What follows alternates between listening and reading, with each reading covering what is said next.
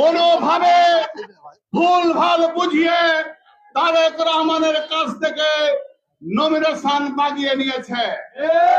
আমরা পরিষ্কার ভাবে বলতে চাই, আমরা ধানের শীষের মানুষ, বিএনপির মানুষ, তারেক রহমান যাকে দিবে তাকে আমরা মেনে নিব।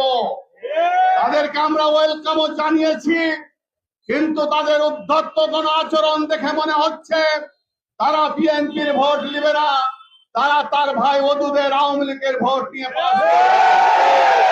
তাই আমরা বলতে চাই, আমাদের পার্টির চেয়ারম্যানকে বলতে চাই, আপনি জনগণের সাথে ছিলেন, জনগণের সাথে আছেন, জনগণ আপনাকে ভালোবাসে।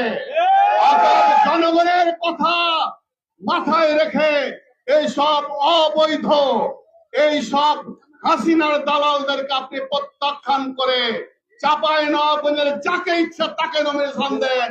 আমরা একসাথে এই জেলার প্রত্যেকটি